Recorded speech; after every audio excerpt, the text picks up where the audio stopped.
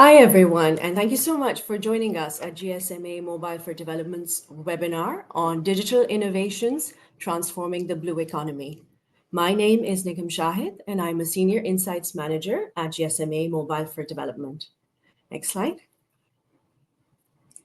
For those of you who may not know the GSMA too well, we are an industry association representing the mobile and wider communications industry with over 1,000 members. We are a global organization and we advocate for and convene the industry. We're really proud to be the first industry to sign up for the UN SDGs and are moving towards net zero emissions by 2050. Next. So within the GSMA, I work for GSMA Mobile for Development, which is the GSMA's foundation arm.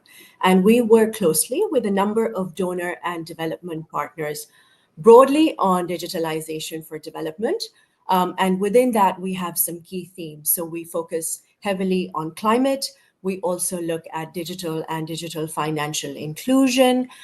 We look at the use of mobile in humanitarian contexts. And increasingly, we're also looking at the role of emerging tech and AI for impact.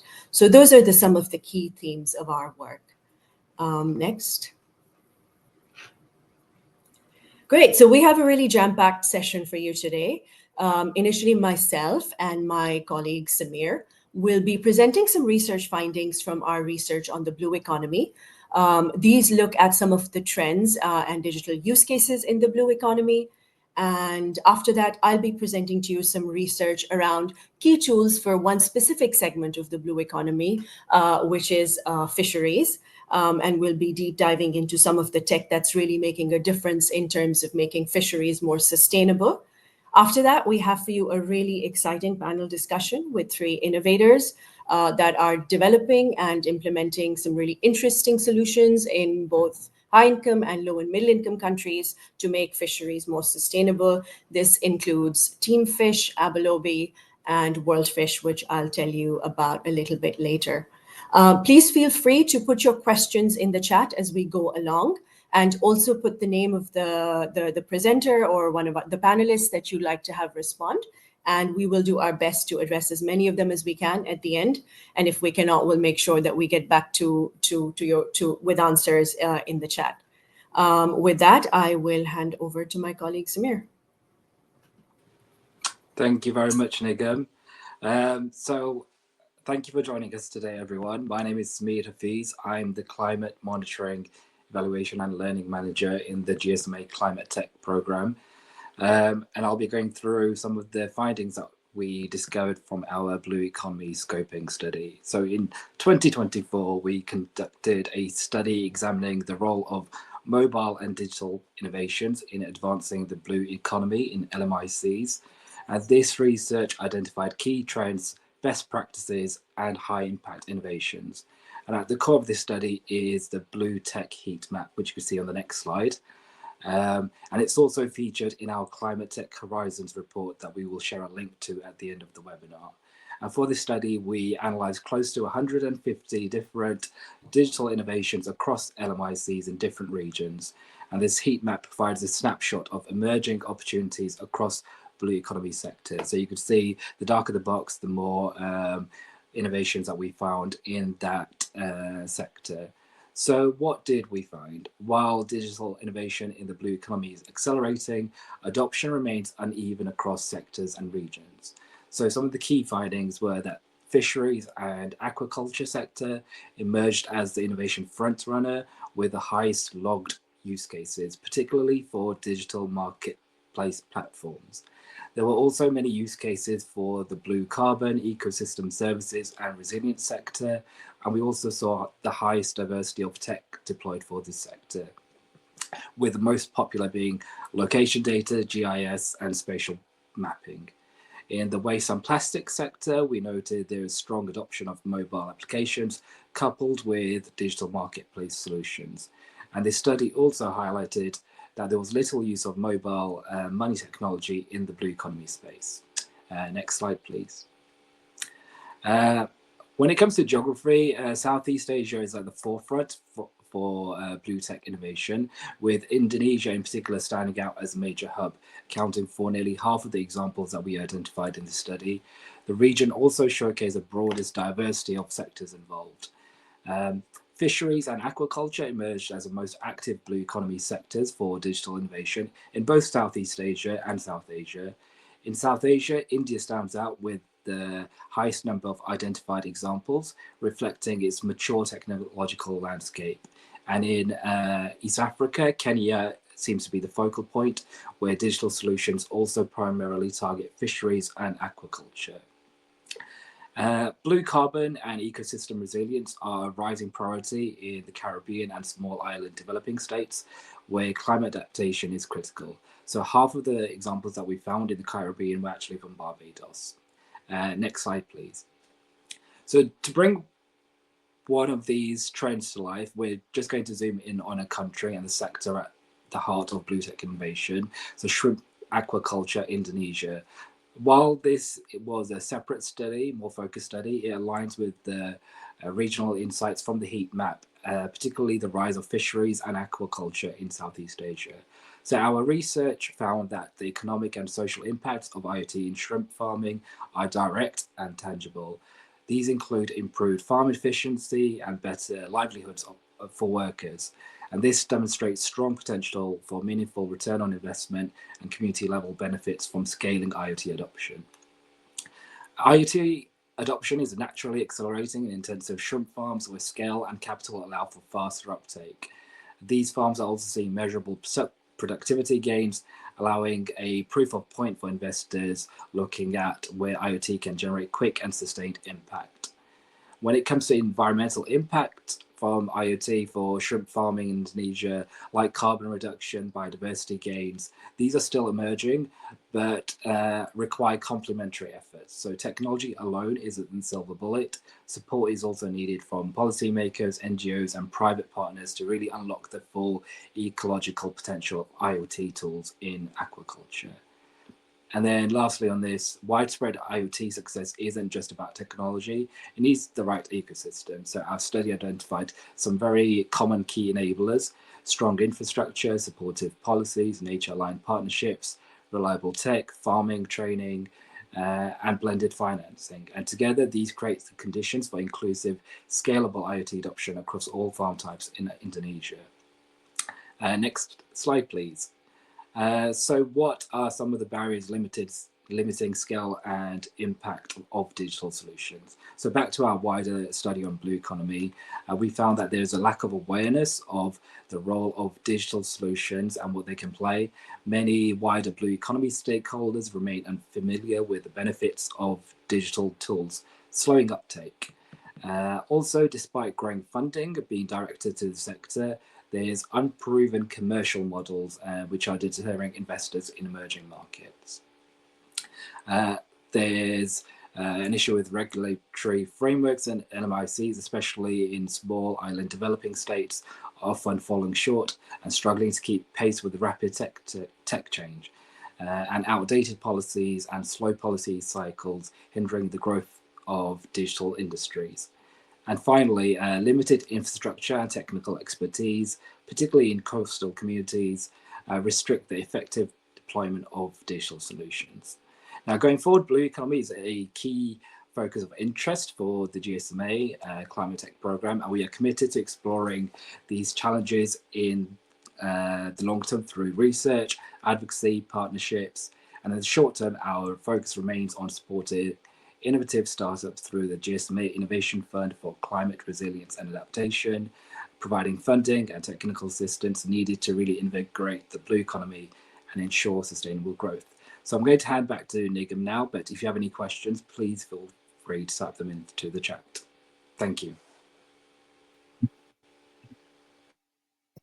Great. Thank you very much, Samir, for those insights and the really interesting one on fisheries, seeing that there is more uptake of digitals in fisheries, as well as in South and East Asia. So those are really interesting findings and really relevant to what I'll be talking about today. And I will be talking about digital tech for fisheries. So I spent the larger part of last year working on a research project with the FCDO, Blue Planet Fund team based in Indonesia. And the research question we had was, how can fisheries in the Gulf of Thailand, which is this shallow body of water that is bordered mainly by Thailand, but also Malaysia, Cambodia, and Vietnam, how can digital tools make those fisheries more sustainable? I will make a bit of an assumption here that we may have people in the room that don't, from the outset, understand what fisheries are. And so, for the purposes of today, just to really simplify it, we'll be looking at how fishing practices can be made more sustainable. Can we go to the next slide, please? Okay, so why is the sustainability of fisheries so important? Well, one of the reasons is economic, environmental, and social impacts of unsustainable fisheries are really very high. So the WWF notes that IUU fishing, which is illegal, unreported, unregulated fishing, accounts for up to 11 to 19% of global fisheries production. And leads to economic losses of between 10 and 23 billion. And you'll note how big that range is. And partly it's because we don't really have very good data on obviously on illegal fishing, and therefore we really don't understand its impacts. And one of the ways to build sustainable fisheries is to have better data. Seafood is one of the most traded commodities in the world, but monitoring of fish and whether it was legally or illegally caught is extremely challenging. Without this monitoring, we are at risk of depleting our fish stocks and of habitat destruction. The Food and Agriculture Association, which monitors the health of 500 species of fish, estimates that we have already depleted about 38% of stocks. So 38% of stocks are overfished, which means that we are fishing them unsustainably. And that means that we are fishing them so that they will get depleted over time and the stocks will not be sustained. The impact on coastal communities is particularly high as they derive their livelihoods from this and, of course, nutrition as well. And there are also human rights abuses and human trafficking associated with illegal fishing. So there are very quite serious consequences of unsustainable fisheries practices. If we could go to the next slide. Great. So we asked two research questions. How can digital tools and technologies build more sustainable fisheries in two ways? Number one, in providing stock assessments. So for us to have sustainable fisheries, we need to understand what stock of a particular species is available in a particular body of water and how much is being fished to set policy, how much fishing is appropriate for us to have a sustainable fishery. And the second thing we looked at is reducing IUU fishing. So how do we curb illegal fishing so that we have sustainable fisheries? And this pertains to numerous elements. So fishing vessels fishing in marine protected areas where they shouldn't be, or with gear that they shouldn't be using, fishing species that they shouldn't be, overfishing in terms of the time spent fishing. All of these are illegal, and fishing in waters that they shouldn't be fishing in. All of these add up to illegal activities. And yeah, so what are the tools that can help us monitor this? Could we go to the next slide? Okay. So this is easier said than done because there are numerous challenges to sustainable fisheries management. One of them is the sheer scale and diversity of fisheries. Speaking, for example, to just the Gulf of Thailand, it's estimated there are 95,000 fishing vessels that are operating in the Gulf of Thailand. They use different kinds of gear. They operate in different sizes. And there are estimated 350 different species that are being fished. There is lack of robust data on stock assessments and fishing practices, and this really limits our ability to implement any effective management measures. Fish are also migratory, they move across territorial waters, and national level data without sharing that across borders only presents a partial picture of what's actually going on in our oceans. Regional cooperation can significantly enhance this, but that's difficult to achieve. Finally, while commercial vessels cause a significant damage, more often than not, they are more highly regulated, and there are regulations that demand that there are vessel monitoring systems and reporting systems for them. On the other hand, small-scale vessels tend to be unregulated, And in many parts of the world, where there is a complete lack of data, they account for about 90% of the world capture fisheries and about 50% of global fish catches. So small-scale fisheries are really not regulated, and so we understand much less about their impacts on the environment. Next slide, please. Okay. So traditionally, the monitoring of fishing activity has been done at the dockside when boats leave and return, with the use of paper logbooks on which fishers will record particular kinds of data, such as their catch details, the species caught, the quantity, the weight, the fishing effort, the time spent fishing, the gear used, etc. And there have also been human observers on boats. And those are some of the traditional mechanisms of monitoring fishing activity. However, now there are numerous digital technologies and their use cases that can help support fisheries in becoming much more sustainable. We have them on the slide, and I will just talk you through some of them. One of those examples is e-logbooks. E-logbooks are digital versions of what used to be the paper logbooks, and they record catch data. So for example, there's the Canadian ocean technology company VeriCatch, and this offers an electronic logbook, which it launched in 2020 to digitalize the reporting of catch data. It allows offline data entry, it autofills repetitive data fields, and it enables fishers to report their catch details much more efficiently. This application is largely in North America, but it's also been trialed in Indonesia, Chile, and Peru. VeriCatch is delivered via a mobile app, and in fact, what we found is that for small-scale and artisanal fishers, mobile data recording apps have proven to be the most practical and the most cost-effective method for gathering catch data. Many small-scale fishers operate near shore, and so they have mobile connectivity, which allows them to use mobile apps and record their data. Additionally, a lot of mobile-based tools for small-scale fishers have been designed specifically to function offline as well as online, supporting remote data collection. There are numerous examples of mobile apps for catch data collection. Abelobi is a really strong example, and it's not just for catch data collection. It does multiple things in terms of improving the lives of small-scale fishers, and Serge will be talking to us about this later. Another app that is really interesting is, I've lost where I am. Okay, in any case, going back. So a lot of these apps are designed to minimize data costs. One of them is mFish. Yes, it is mFish.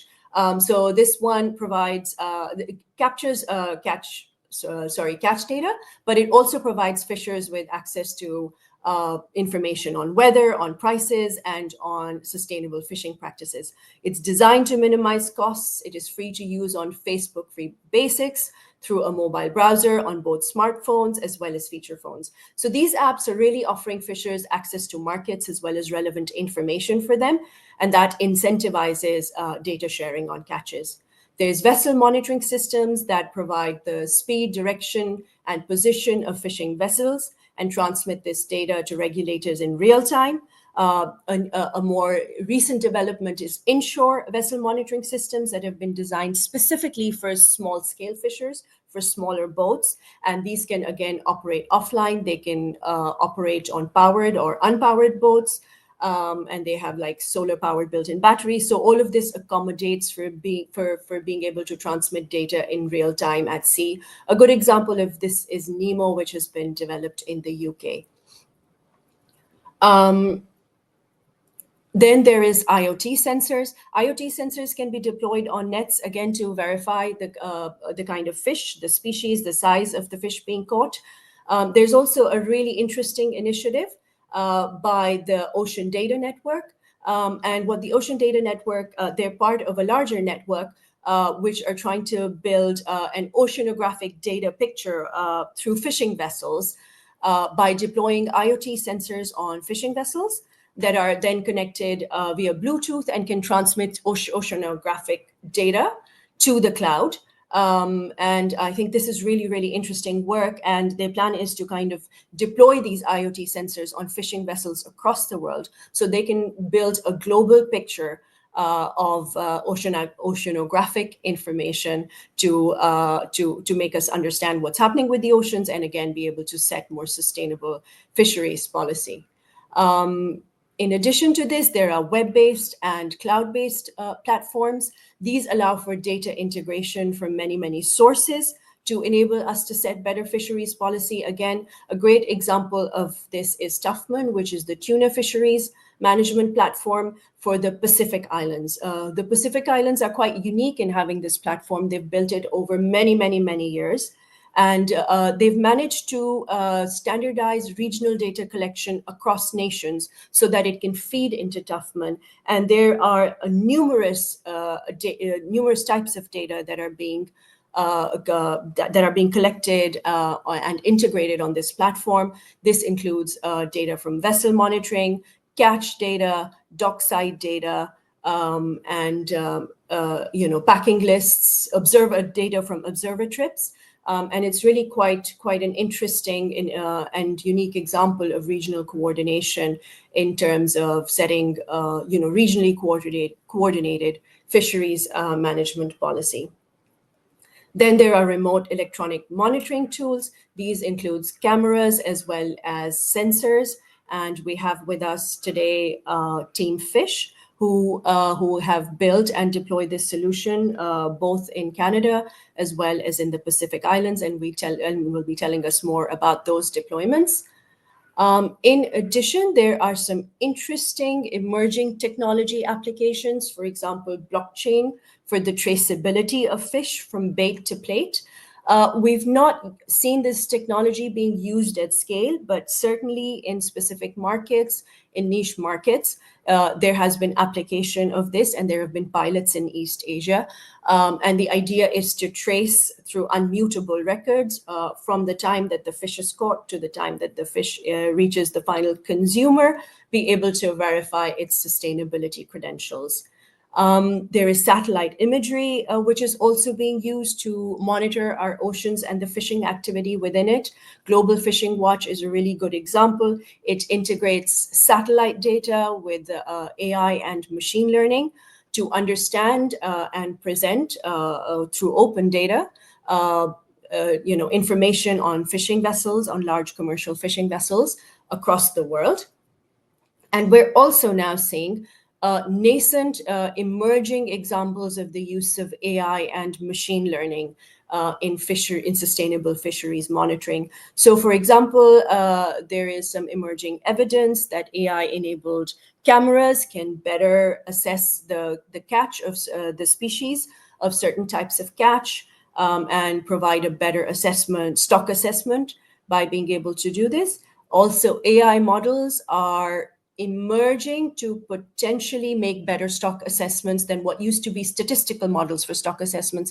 So to do stock assessments, traditionally statistical models are used, and these take a number of biological parameters of fish and try and estimate the stock. And now AI models are emerging, which could work with less data parameters potentially to conduct better stock assessments.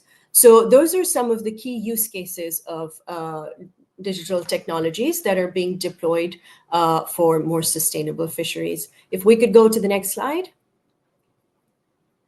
Samir already touched on some of the barriers of deploying these technologies, so I won't go into them too deeply, but cost is a really big one. And especially when you see this from the lens of a small-scale fisher, unless there is some incentive, it's to deploy, for example, a vessel monitoring system, or even to use mobile apps simply for transmitting data, that tends not to be enough incentive, as well as for the small-scale fisher, the cost of a VMS system or other monitoring systems can be prohibitive, also for maintaining it and for transmitting the data. This tends to, therefore, serve as quite a big barrier. Then there's government policy and regulation. One, this needs to keep up with the technologies. And as Samir already mentioned, sometimes there's not even enough awareness of the technologies that are out there and their uses. But the second is we find that with large commercial fleets, because vessel monitoring systems are mandated, they are used with small-scale fisheries because there isn't, a regulation around monitoring them. In many countries, there is much less use of this. there's a consideration of around the suitability of technology to hard-wearing conditions in water for them to be able to operate in the long run without requiring too much maintenance. And I touched on incentives to adopt. One more thing to note is it's really important to understand the capacity of fisheries departments. So different countries' fisheries departments have very, very different capacities to be able to deploy these technologies. And it's important that there is peer-to-peer learning and opportunities for partnerships where fisheries departments are really constrained in terms of the capacity they have to independently deploy and some of these solutions. R&D collaboration is one really important facet of how the capacity of fisheries departments can be built. Regional collaboration, of course, is really helpful on this end as well. It's also important to ensure that there is community acceptance and buy-in. And again, I think Awolobi will be speaking to this, of how is it that you can sort of ensure that small-scale fishers see value in the technology and therefore adopt it. And I touched again on a great example of regional cooperation, which is the Tufman, the tuna fisheries, on how where nations are able to share data on fisheries, you have a much better picture of what's happening in the ocean and can set better policy for sustainability. I will stop there and we can go to the next slide. Great, we can move on to the next segment, which is our panel discussion. Before that, I'd really like to thank our donor and development partners, which include the UK FCDO, as well as CEDA, for supporting this research that we just shared with you and our findings. And moving on from here, I'd like to introduce Patrick Nugent. He is joining us in lieu of his colleague Amanda Barney from Teamfish, and they provide a remote electronic monitoring solution. We also have joining us Serge Remakers from Awolobi, which is, Serge, I don't know if I got the last name right. I did my best. The Awolobi is based out of South Africa, though Serge is joining us today from France, I believe. And then we have with us Dr. Alex Tilley, who is a fisheries scientist with World Fish and is based out of Malaysia. Thank you so much for joining us today. It's really good to have you with us. I will kick off with, I suppose, with Teamfish first, with Patrick. So Patrick, it would be great to hear more about what Teamfish does and to hear more from you about your experience of deploying your electronic monitoring solution in quite varied contexts.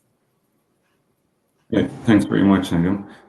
So Teamfish provides an electronic monitoring end-to-end solution, camera-based for fisheries data collection. So our focus is really on small to medium scale vessels, and to that end, we've really designed our technology with their considerations in mind. As you mentioned, in one of the strongest barriers to digital solutions is cost. So we appreciate that, and for small scale fisheries, we're really focusing on trying to develop a cost-effective solution that is interoperable and ideally can be shared amongst vessels where necessary to reduce the cost. And so we've got a wide geographic footprint of where we operate, from small scale longline fleets in Hawaii to First Nation fleets on the Pacific coast of Canada. Great, thank you very much. And if you can talk to us through some of the adaptations that you made, has it really been around cost? So is it sort of the same system, but the attempt is to try and, for small scale fisheries, just make it more affordable? Or are there many more factors, contextual factors, that go into designing the solution? Yes, there is. Apart from the cost, the technicalities for one. Due to the nature of small scale fisheries, power is not a given on many vessels whatsoever. So to that end, we have designed a portable EM system that can be battery powered for up to 2 or 3 days, depending on the data load that would be required, how many cameras or sensors you're going to connect to it. But in general, for the smaller scale fisheries, you're talking a single camera connected into a mobile power source, so you can get quite a few days out of it. Usually longer than what a fisher of that scale would spend at sea, and then they would be able to recharge on land, even just take it off the vessel themselves, so that you could use a single system to revolve around a fleet of 10-15 vessels to provide fleet-wide coverage at a low cost of a single system across the entire small-scale fleet. So to develop that system took a bit of engineering, considering the original EM systems are generally designed to be powered by the vessel, and you plug it in and you don't have to worry about power disappearing and things like that. So adapting that to the smaller scale world was a considerable engineering challenge, but we've got there, and we have those systems live in the field now. Great, thank you so much. And can you tell me how you reach your market? So is it in the end the fisher itself, or like how does that element of it work? Okay, How do you so I think access the market? for us, a good example of some new markets that have opened up for us in the last year or so would be multiple different First Nation partners in Canada. There's quite a complicated regulatory regime in Canada with relation to the regulations and data sharing between First Nation fisheries, the federal government, and other entities within the country, and different laws of the land apply in First Nation areas compared to other parts of Canada. So these fisheries, the market effectively came to us there because they wanted to monitor the fisheries. For one, they had some federal obligations of reporting, but also for their own sustainability and community-led conservation goals. It's not quite just straight up commercial fishing you're dealing with there. There's a lot of ceremonial and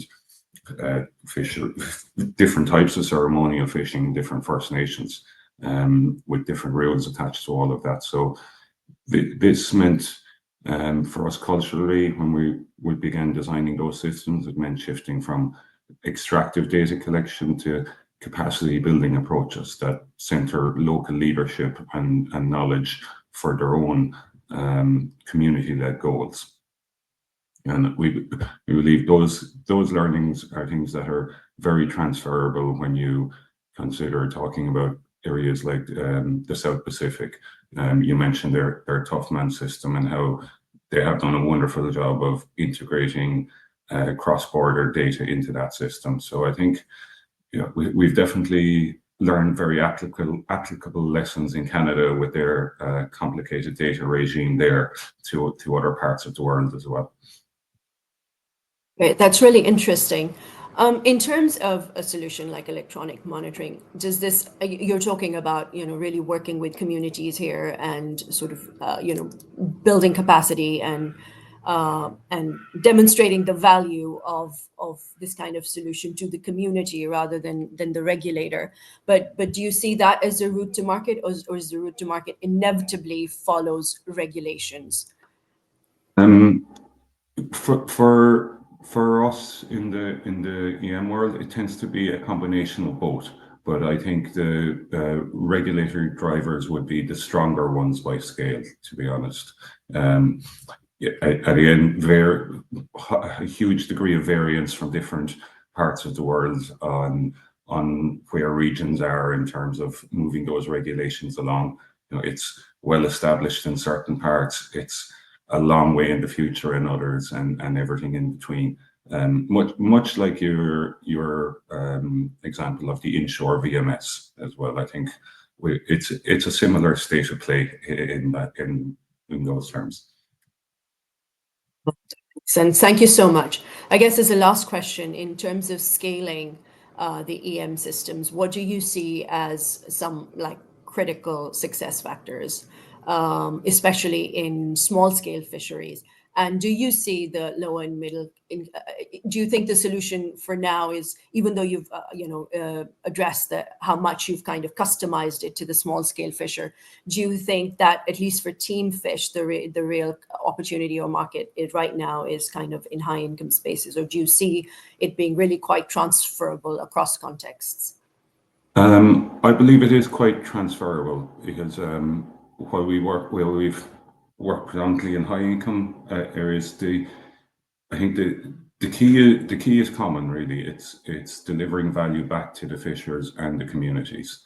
While they will have regulatory requirements as well, I think the key to scale is to demonstrate that these systems can provide more than just compliance with the regulatory requirements for them. They can deliver value back to the fishers, whether that has clear benefits to them, whether that means a repository of locally relevant data that the fishers themselves can draw upon, or improved access. Sometimes just by having a monitoring regime in place, it allows them greater access to new markets, or perhaps a certification that they wouldn't have been able to get previously. So yeah, I think that's the key. Trusted local partners, investing in training and capacity building in the area, in one form or another, be it through the fishers, be it through local partners, or even setting up a branch yourself in the area.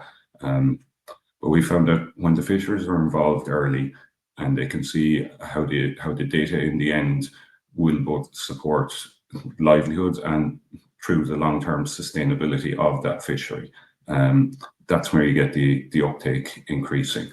So that's where we see the key to scale, which obviously combined with a strong regulatory driver would make scaling an awful lot easier. Great, thank you so much. I think this is going to resonate with Serge, so I'm going to move on to Abelobi. Serge, I suppose to take even one step back, so what inspired you to launch Abelobi, and how is it aiming to kind of shift the narrative around sustainability and small-scale fisheries? Those are big questions. Thanks, Nigam. It's good to be here. And indeed, Patrick, when you were talking about scale and pathways to scale and the focus on community-centered design, it resonated absolutely with our work and our journey and our experiences over the last couple of years. But let's take a step back. Yeah, I'm from South Africa, running an organization called Abelobi, which means fisher in one of the 11 South African languages. And what inspired us is very much the idea of giving practical meaning, practical opportunity to the implementation of a policy.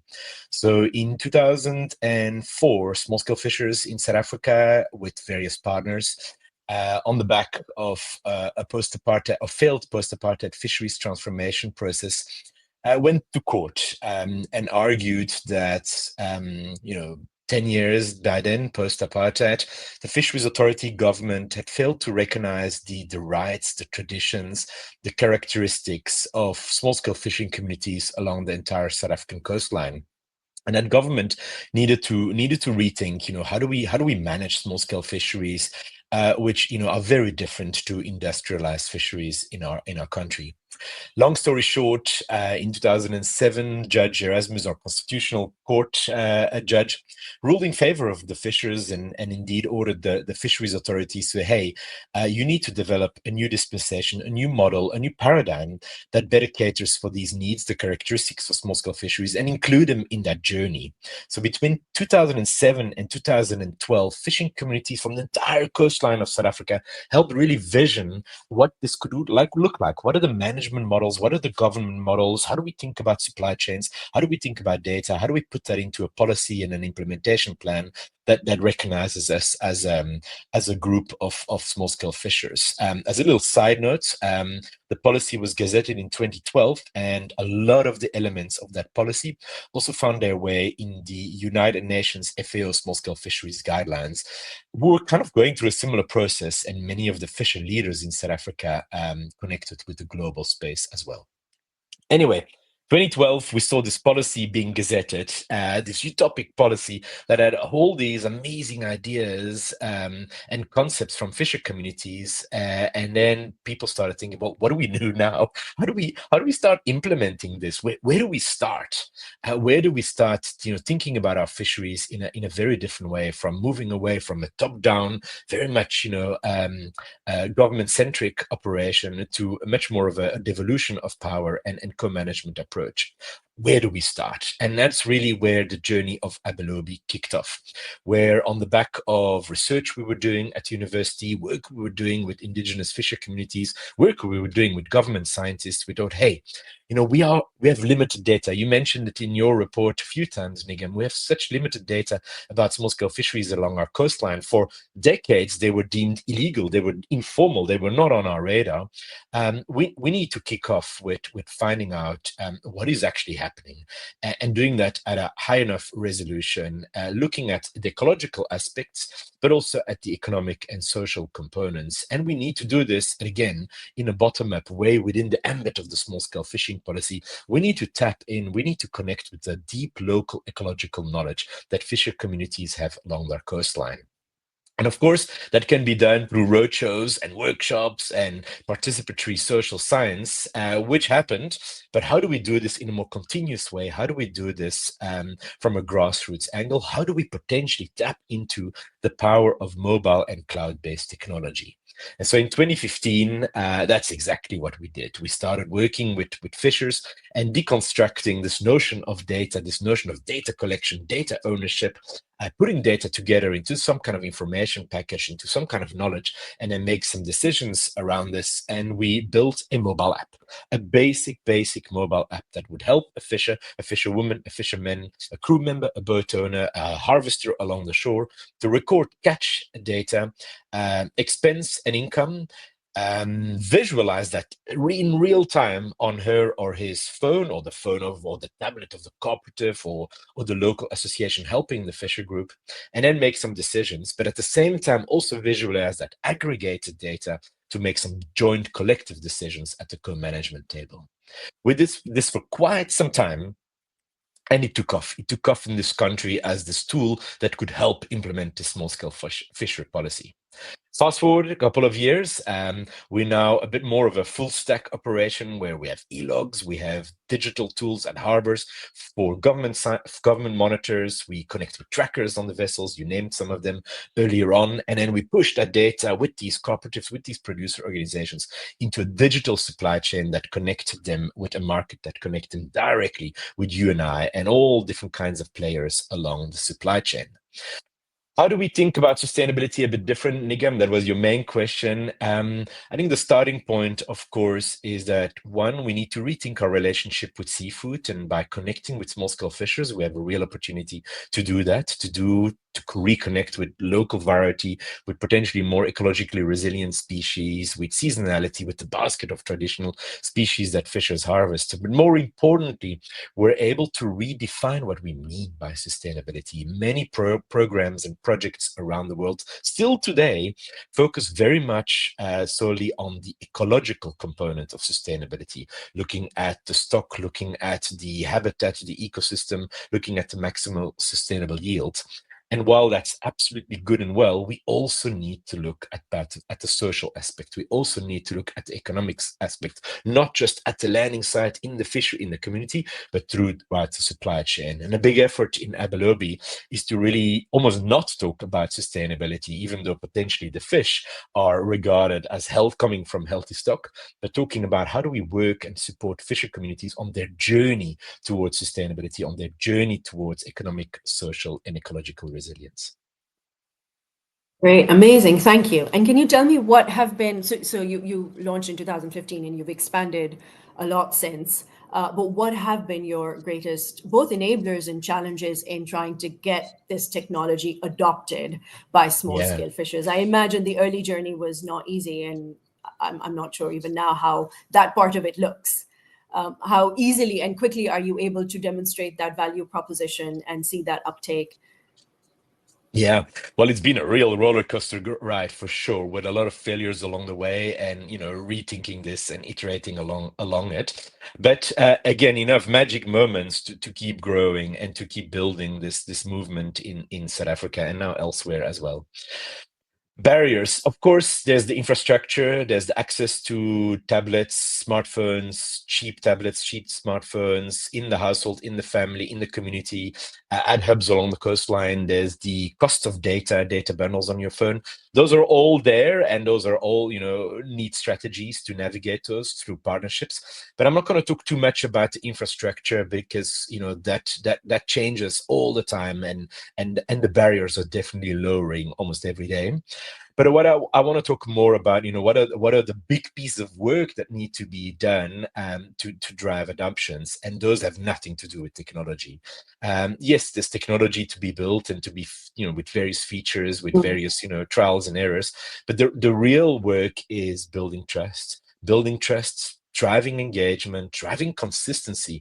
This is not about a sort of a 1 month project or a 6 month project, externally funded, to try and research something and figure out, if there can be a good process of data collection and if the data can be useful for stock assessment. But this is about continuous data collection. This is about, working every day, year on year, with thousands of fishers along the coastline, to drive that momentum, to drive that data collection, to drive the data ownership, to drive that data use. And that requires embedding. It requires, being in the fisher community, working alongside the fisher community, employing people from the fisher community, partnering in equal space with cooperatives, beach management units, producer organizations, and anything in between, to focus on that local ownership. Very similar to what Patrick mentioned earlier on. That's the big barrier, but it's also the big opportunity. Great, thank you so much, Serge. And then, what is your relationship with so does the data feed into like fisheries management, into national level fisheries management, or is it independent of that? Yeah. So it does and it doesn't. So it does focus on local level decision making, focusing on various indicators along the way that are analyzed in real time, that help fishers make changes around some of the input and output controls. And then, of course, at that aggregated level, it goes into two supply chains. One, the real seafood supply chain, the traceability, the marketplace, the financial services linked to that, and drives that social entrepreneurship and that that economic opportunity for the fishing communities, which again, are creating this flywheel and these incentives to keep collecting the data.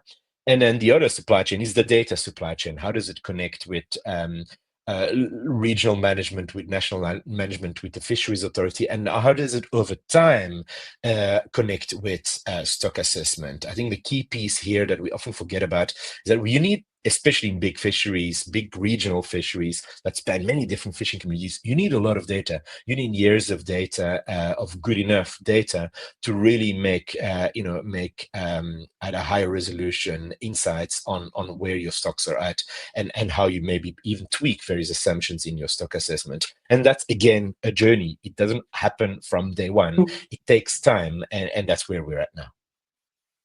Thank you so much. It's really interesting, because for you then, in a sense, the solution is independent of regulation. So the solution is really, let's empower a fishing community with the kinds of tools that it needs to have sustainable livelihoods through fishing, be able to connect to markets, and really improve like the life of that community. Yeah. And whereas I think with Patrick, your experience is very much that regulation does play a key part in first taking that technology and having that conversation before it gets adopted. Yeah. If I understand it correctly. Yeah, kind of. It's an interesting point. If you allow me just one minute on this one, I mean, it's totally dependent on fisheries regulation and policy. It's tools to give meaning to all these ideas in policies and implementation plans and acts, etc. But it's not about it's not the starting point is not there. The starting point is legitimacy of, of data ownership, of using these tools, putting trackers on small scale fisher vessels, building more transparency in the supply chains. That all requires legitimacy, that all requires ownership, that all requires, again, that hard foundational work on the ground, that high touch work on the ground, that then reconnects with the regulatory environment, the fisheries framework. Makes sense. Thank you so much. And something we find a lot in our work as well, the trust with the kind of last mile user is a big piece of that puzzle. Once you have the tech, and then, driving adoption and really kind of being able to demonstrate the value proposition is a big piece of that puzzle, isn't it? Thank you so much. And I'll move on now to Alex.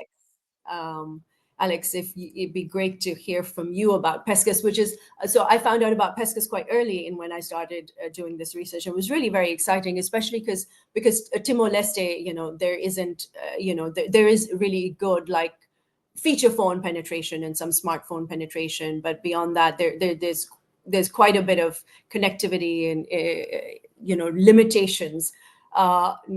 And so, to see kind of a solution like PESCUS for small scale fishers there, I think for me was really interesting. So it'd be really good to hear from you about building this solution, and also to then being able to take it across to other markets.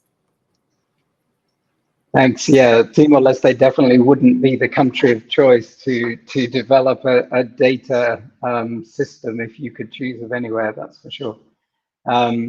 So yeah, similar sort of history, I suppose, or timeline to Serge, in that I moved to Timor in 2016 as a fisheries scientist, and wasn't really a data person. I had worked on other systems before, but was more a fisheries scientist and looking into co-management and improving fisheries technology, but not in the sense of data collection. But PESCUS came about in response to a need, really, and a need that you reflected on, and Samir, in the report, is just the lack of capacity in fisheries management and fisheries departments.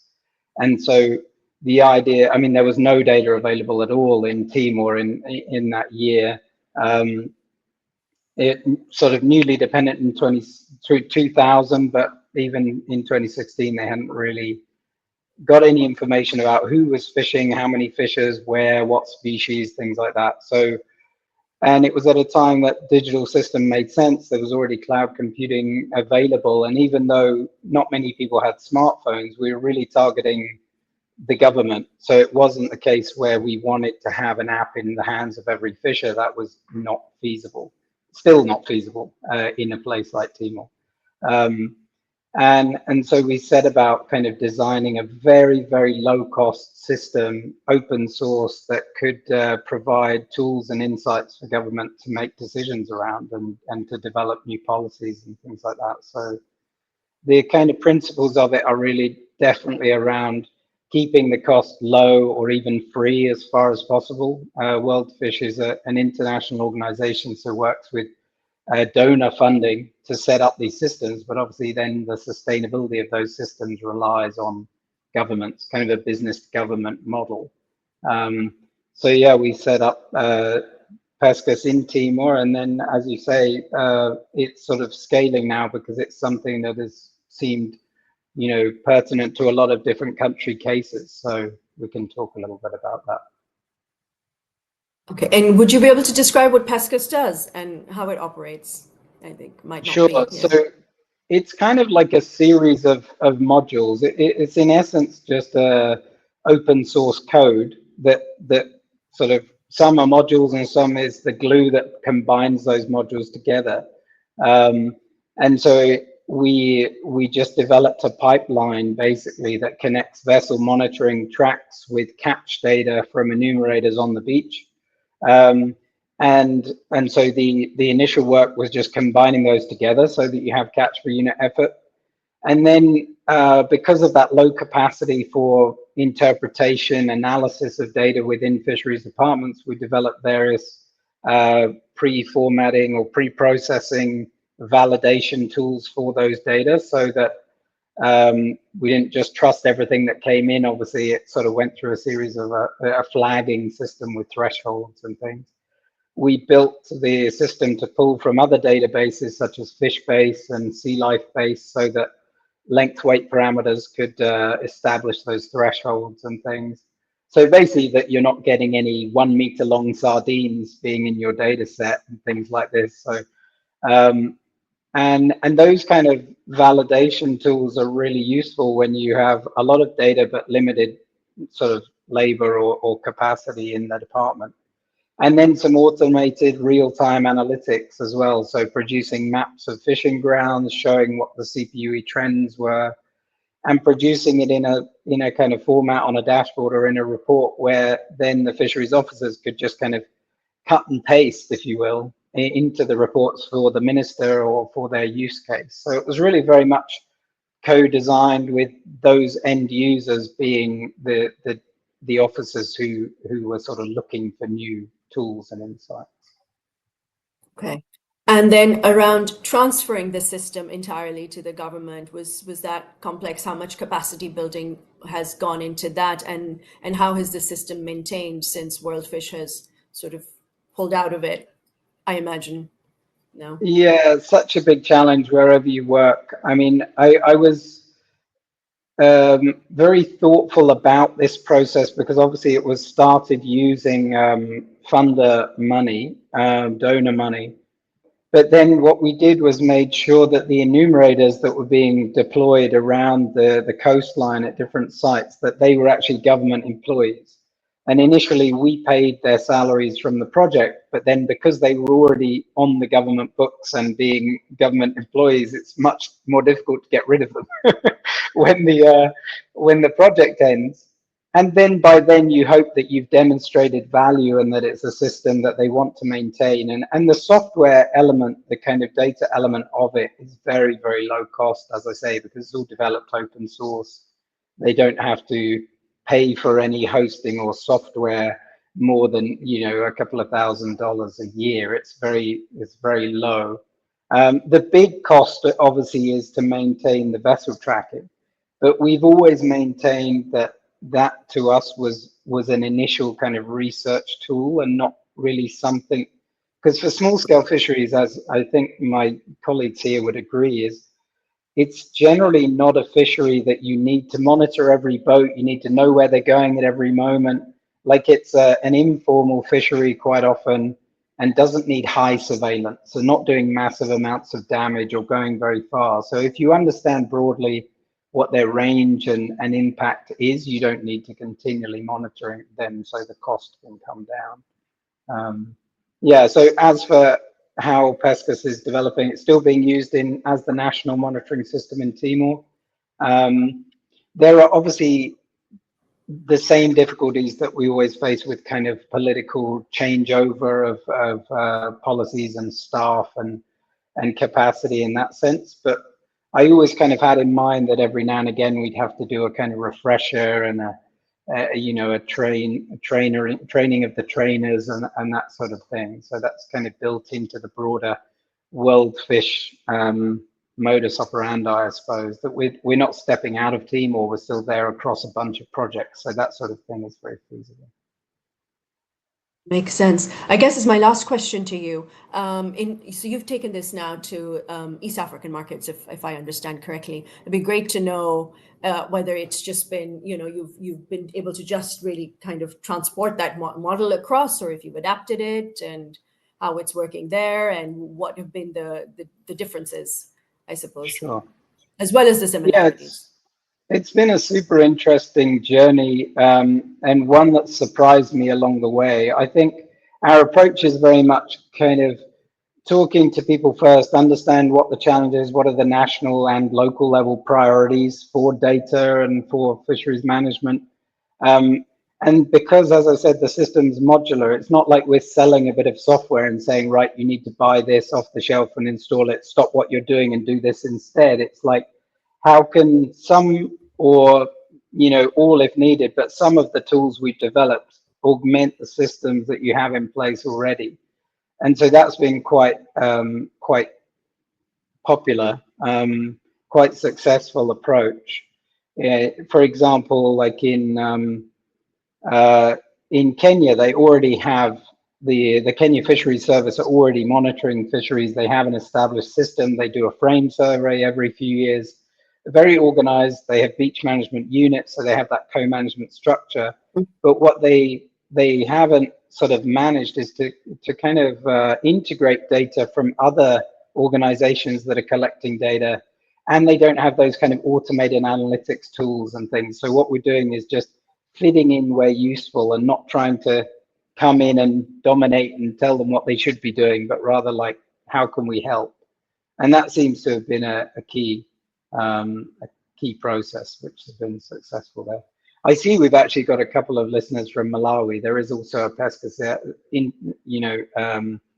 iteration in Malawi as well. So working with the Department of Fisheries there. So I'm happy to see that there's some attendees asking questions about it. You should check that out. Amazing. We should leave some time for questions. So I'm just going to ask one last one, and that's for all of you. And so in terms of looking ahead, what is one innovation or measure, and this could be technological or regulatory or socioeconomic, which you believe could make a significant impact in making small-scale fisheries in low-resource contexts more sustainable? That's a really challenging question, because things don't work in a one single factor way, but. Well, just not an all-encompassing answer, but it'll touch that, and also back to one of Serge's points from earlier. I think one thing would be policy reform that legitimizes community-generated data in terms of national and international and regional decision making.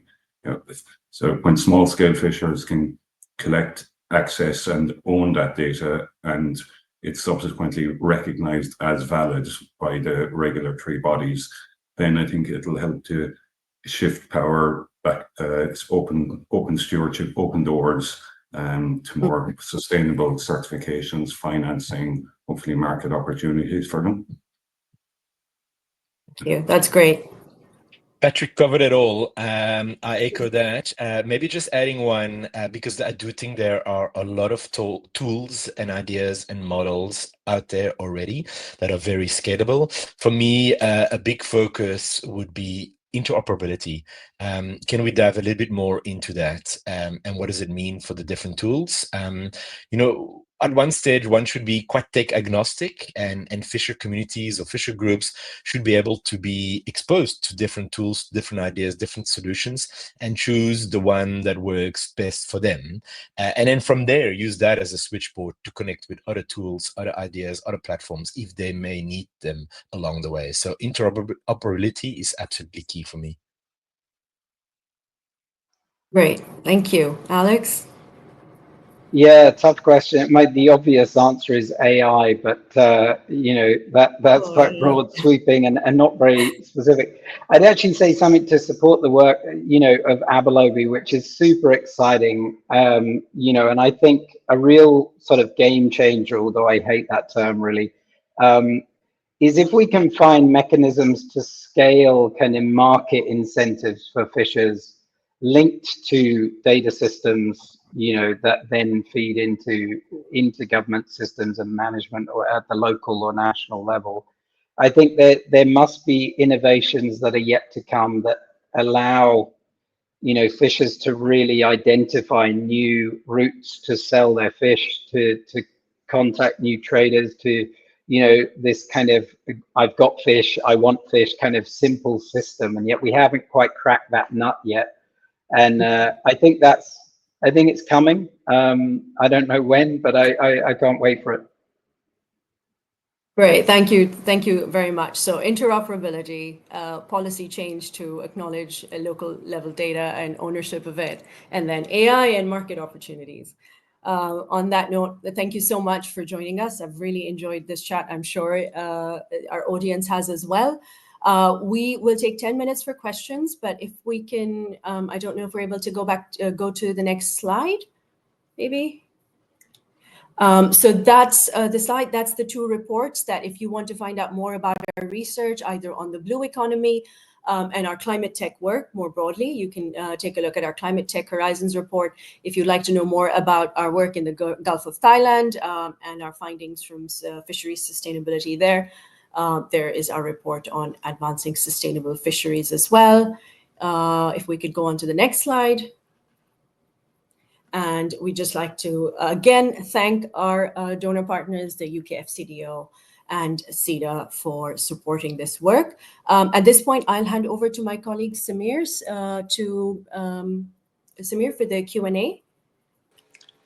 Thank you very much. We don't have much time left, so maybe I'll just ask one question to all of the panel. What have been some of the unexpected lessons that you've learned across your journey of developing these solutions and trying to scale them up? So anything unexpected that you hadn't foreseen?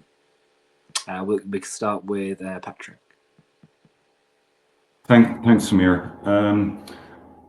Well, I suppose just in developing our portable system, which I think is key for the small scale areas or fishers, one of our challenges really was heating of the system. If you want to keep it in a ruggedized portable box and it is running electronics running 24/7, that was the first major issue to solve, so that everything will work fine, keep running, and they can just charge it, swap a new battery in and pass it over to the next boat and keep it going like that. And to ruggedize it, that the control box can take that much movement and handling, and let's face it, it will get dropped a lot of times as well, and still work. So it took us a while, but in the end, the engineers did get there.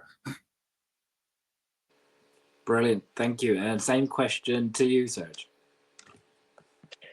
So within the Ablobi platform, fisher groups, as they use the digital tools, can aggregate their catch and make that available on our Ablobi marketplace, which then connects with retailers, chefs, home buyers, etc., etc. Anybody ordering on the Ablobi marketplace with their order get a QR code. When you scan that QR code, you can read all about where, what, how, and when in various different ways, and you can connect with the fisher or the fisher group that help with that product on your table or through your kitchen door. And so it's all about storytelling, it's all about traceability, it's all about transparency. Now, we do a lot of impact evaluation, and as a scientist, I've always been obsessed with the very quantitative indicators. What's happening with catch per unit effort? What's happening with the size distribution? What's happening with the number of jobs along the way? What happens with the revenue that fishers are getting by now trading and selling digitally, and so on and so on. And I mean, it sounds a bit silly now, but what struck me the most over the last couple of years when we do these kinds of impact evaluation is that it is not necessarily about quantitative metrics. It's about the qualitative work, and it's about fishers being able to ascertain their role. It's about fishers to be able to be visible in the supply chain. And then one word that fishers in our program use a lot, it's about dignity. Certainly, you, Samir, buying on the Ablobi marketplace, don't connect with some kind of abstract company providing your fish, but you connect directly with small-scale fishers who for decades, for generations, were labeled as poachers, were labeled as illegal fishers through unfair frameworks, unfair policies in a country like South Africa. So to be able to disrupt that a little bit and be able to be a fisher and be able to connect with your market, it's a big thing. It's a big change. And so dignity, voice, visibility are some of the biggest insights from our work. Brilliant. Thank you very much, Serge. And then lastly, Alex. I would say that the sort of most common question or comment I ever get when presenting the work of Pescas and things is like, how did you ever convince fishers to put a tracker on their boat? Like, weren't they really suspicious? Didn't they, oppose to being surveilled and things like that? And I always respond sort of saying, well, actually, this is the greatest surprise of all the work. I mean, we've now tracked over 1,000, probably more boats and fishers, and very, very rarely do we ever get anyone who's not enthusiastic to be involved. Fishers are eager to see and to use data.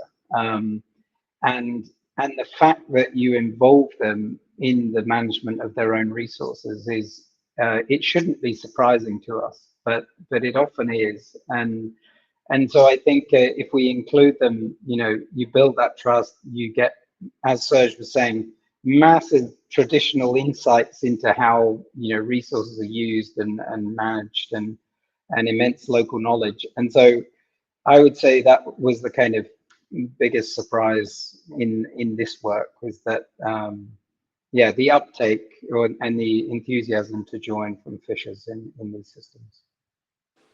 Brilliant. Thank you very much for your time, and thank you to all of the participants who joined online as well. I think we'll end it there. So thank you, Alex, Patrick, Serge, and also Nigam. I think we could show the QR codes for our 2 reports on the screen now, so you could click and download them. But thank you very much, everyone. Hope you have a good afternoon, evening. Thanks all. Take care. Thank you for joining. Bye.